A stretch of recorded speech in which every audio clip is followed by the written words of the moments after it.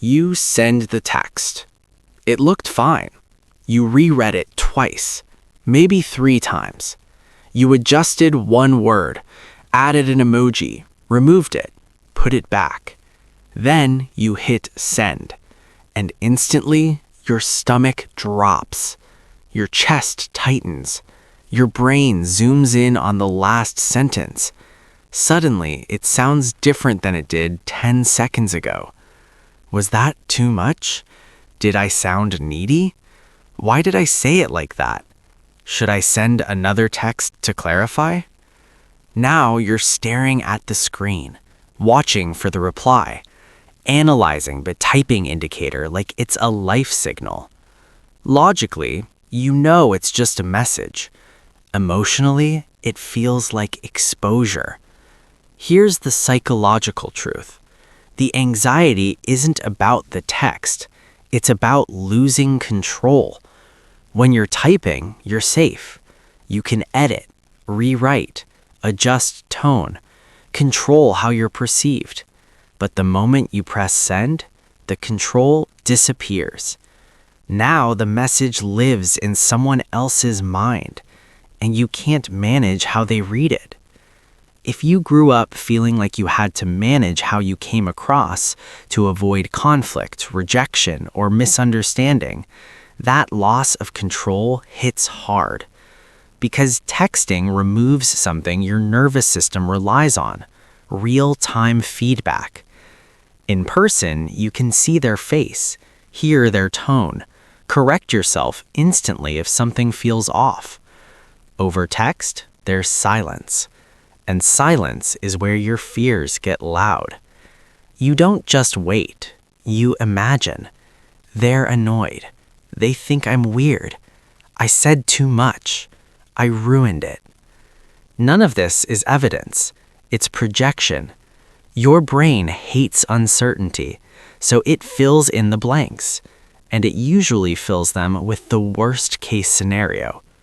Here's the uncomfortable insight. If sending a text makes you anxious, you probably attach meaning to how you're perceived, more meaning than you realize. At some point, approval became linked to safety. Being liked meant stability. Being misunderstood meant tension. Being rejected meant distance. So every message becomes a small social risk. It's not just words, it's attachment. It's vulnerability. It's you saying, here's a piece of me, and then waiting to see if it's accepted. That waiting state is powerful. Psychologically, waiting without certainty activates the same stress systems your body uses for threat detection. Because humans are wired for connection, and ambiguity in connection feels dangerous, especially if you've experienced inconsistency before. If replies used to be unpredictable, if affection felt unstable, if attention was sometimes warm and sometimes cold, then delayed responses don't feel neutral. They feel personal, even if they're not. Your brain would rather believe I did something wrong than sit in I don't know, because uncertainty feels worse than self-blame. Self-blame at least gives you something to control. Another layer most people don't consider. Sometimes the anxiety isn't fear of rejection, it's fear of being seen clearly. What if your interest is obvious? What if your excitement shows? What if they realize you care? That's exposure, and exposure feels risky if you're used to being guarded. When you send a vulnerable message, you remove your emotional armor. Now they know. And once they know, you can't pretend you didn't care. So you hover. You check when they were lost online. You rewrite your message for hidden mistakes. You mentally prepare for a cold response. You're not dramatic. You're activated.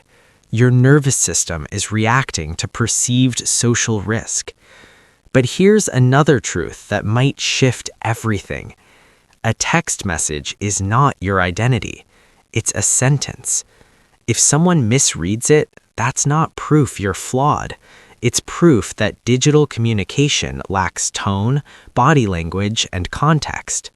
You are not responsible for controlling every interpretation. That's impossible. Also notice this. Is your anxiety stronger with certain people? If yes, that's information. You probably don't feel this way texting someone who makes you feel secure. You feel it when the dynamic is unclear, when you're unsure where you stand, when their responses are inconsistent.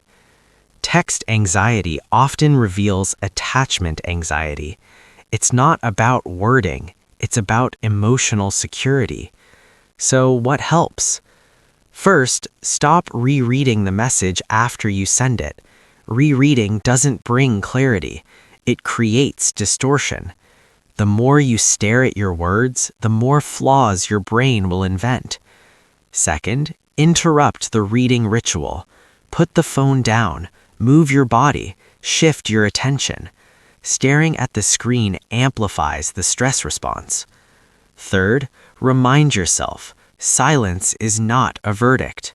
A delayed reply is not rejection. Someone being busy is not proof you messed up. And finally, accept this uncomfortable but freeing reality. You cannot control how someone responds. You can only control whether you communicated honestly. Confidence in texting isn't about crafting perfect messages. It's about tolerating imperfect outcomes. It's about sending the text and allowing whatever happens next to be information, not a reflection of your worth. If they respond warmly, great. If they misunderstand you, clarify. If they respond coldly, that tells you something too. Every response is data. None of it defines you. You don't need to over-edit yourself to deserve connection. You don't need to shrink your tone to feel safe. And you don't need to panic every time you press send. Yes, vulnerability feels uncomfortable. Yes, uncertainty is activating. But growth looks like this. Sending the message anyway. Putting the phone down. Letting the silence exist. And trusting that one text cannot undo your value. You pressed send. That's courage in a small form. Now let it land without trying to take yourself back.